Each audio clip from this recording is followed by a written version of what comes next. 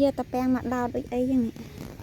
ខ្ញុំអត់មែនអ្នកតែរយណាបងគាត់អ្នកតែរយហើយឥឡូវយកមកធ្វើអីគេតពាំងជូរ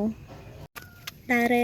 រមួយថ្ងៃបានរកកន្លែងអង្គុយចិត្តតពាំងឃើញហើយបើអ្នកអត់ដឹងថាជំនាញណាចាអត់ទេដូចក្តាមវាអញ្ចឹងកុំតដាក់fast speed ទេកុំអីនៅហ្នឹងអត់ទៅមករួចទេនឹកឃើញមកអង្គុយកាត់ស្ដាយវីដេអូថតទុកយូរហើយតែអត់បានផុសហើយដល់ពេលឥឡូវហ្នឹងអស់ទៅឃើញចាក៏នឹកឃើញយកមកកាត់តហ្មងទៅហើយពុកម៉ែបងប្អូននេះអ្នកជំនាញធ្វើតពាំងថ្មីណាតពាំងថ្មីតពាំងជ្រក់ហើយនឹងខ្សល់ខ្លះធ្វើជាតពាំងខអីអញ្ចឹងណាអញ្ចឹងធ្វើបានពីរបែបហើយនឹងតពាំងហ្នឹងរៀងច្រើនដែរអញ្ចឹងធ្វើតពាំងជូរផងធ្វើតពាំងខផង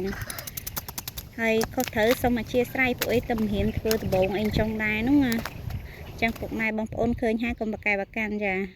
ពុកប៉ដូចអ្នកជំនាញណាអញ្ចឹងតែអត់មានណាគេបូលីណាបូលីខ្លួនឯងហ្នឹងបើគេបូលីយើងតន់យើងបូលីគេមុន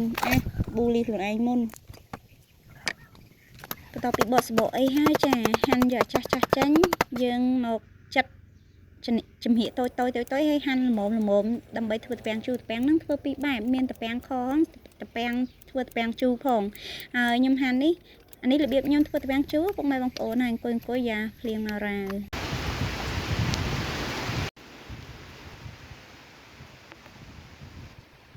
ឯតនេះដាក់សលេងតាភ្លៀងឲ្យពុកម៉ែបងប្អូនស្ដាប់កំដររំលឹកអនុស្សាវរីយ៍អញ្ចឹងណា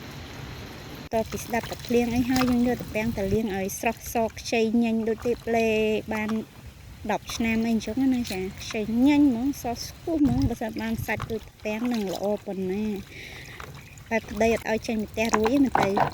យើងចេះសម័យទុកមុនអីអញ្ចឹងព្រោះវាមិនទាន់អាចទៅរួចចឹងយើងសម័យទុកមុនហើយអ្នកមើលហ្នឹងកុំអាងងុយគេយ៉ាងមកមើលវីដេអូខ្ញុំមកចាប់ព្រាមកុំអាប៊ូលីខ្ញុំណា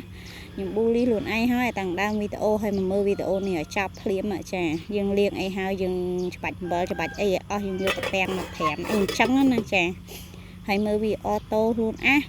មើលវីដេអូតខ្លួនឯងចានេះទៅពាំងយើងត្រាំអីហើយបាច់អំបិលច្បាច់អីផ្សោះអីហើយចឹងណាហើយមើលត